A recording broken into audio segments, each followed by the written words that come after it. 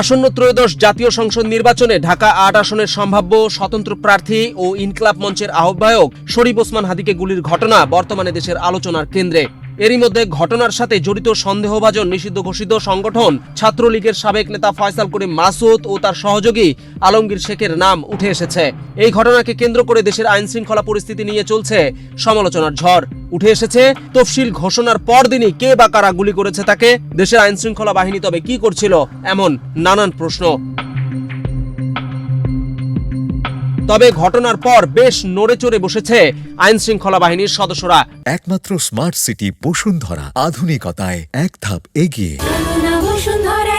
ঘটনার সাথে জড়িত সন্দেহভাজন দুই ব্যক্তি এখনো ধরাছোঁয়ার বাইরে থাকলেও সন্দেহভাজনদের ব্যবহৃত মোটরসাইকেলের মালিক সহ বেশ কয়েকজনকে আটক করে আইনের আওতায় আনা হয়েছে।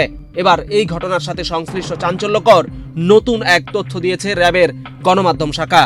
র্যাবের গণমাধ্যম শাখার পাঠানো বিজ্ঞপ্তিতে বলা হয়েছে, ফয়সালের বাবা ও মা সহ ৩ জনকে গ্রেপ্তার, উদ্ধার করা হয়েছে কিছু অস্ত্র।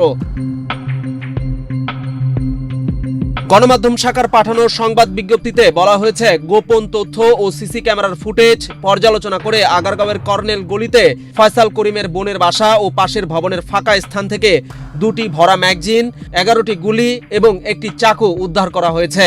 এছাড়াও ফয়সালের বোনের বাসা থেকে একটি ট্যাব, একটি অ্যান্ড্রয়েড মোবাইল, একটি পুরনো বাটন মোবাইল, 2টি জাতীয় পরিচয়পত্র, বিভিন্ন ব্যাংকের 15টি চেক বই, 6টি পাসপোর্ট এবং বিভিন্ন ব্যাংকের হিসাবের 38টি চেক উদ্ধার করা হয়েছে।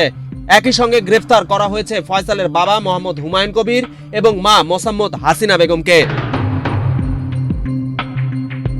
এদিকে মঙ্গলবার রাতে র্যাব 11 নরসিংদীতে অভিযান চালিয়ে মোহাম্মদ ফয়সাল নামের 25 বছর বয়সী এক যুবককে আটক করে। এ সময় নরসিংদী জেলার সদর থানার তরুয়া এলাকার মোল্লাবাড়ির সামনে তরুয়ার বিলে পানির মধ্যে থেকে উদ্ধার করা হয়েছে 3টি অস্ত্র।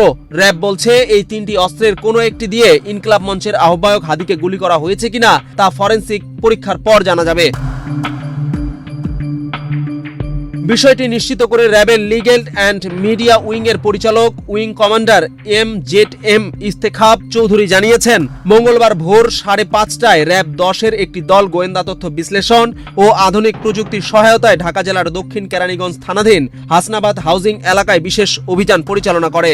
অভিযানে চাঞ্চল্যকর এ হত্যা চেষ্টা মামলায় গুরুত্বপূর্ণ আসামি ফয়সাল করিম মাসুদ ওরফে দাউদ খান ওরফে শুটার ফয়সালের বাবা ও মাকে গ্রেফতার করা হয়। প্রাথমিক অনুসন্ধানে জানা গেছে, গ্রেফতার দম্পতির 4 সন্তানের মধ্যে ফয়সাল করিম তৃতীয়। ফয়সাল ঢাকার আগারগাঁও এলাকায় তার বোন জেসমিন আক্তারের 7ম তলার বাসায় প্রায় যাতায়াত করতেন।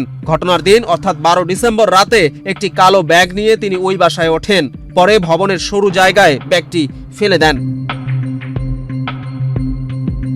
র্যাবের দাবি, ফয়সাল তার ব্যবহৃত 2টি মোবাইল ফোনের একটি ওই ভবনের ছাদ থেকে ফেলে দেন এবং অন্যটি তার মা হাসি বেগমকে দেন। পরে অবস্থান নিরাপদ মনে না হওয়ায় তিনি আগারগাঁও থেকে মিরপুর হয়ে শাহজাদপুর তার চাচাতো ভাই আরিফের বাসায় যান। এ সময় ফয়সালের ব্যাগ বহনের জন্য তার বাবা হুমায়ুন কবির একটি সিএনজি অটোরিকশা ভাড়া করে দেন এবং কিছু অর্থও সরবরাহ করেন। পরে ফয়সালের বাবা মা তাদের ছোট ছেলে হাসান মাহমুদ বাবুলের কেরানীগঞ্জের বাসায় চলে যান। বিজন কুমার, বাংলাদেশ প্রতিদিন।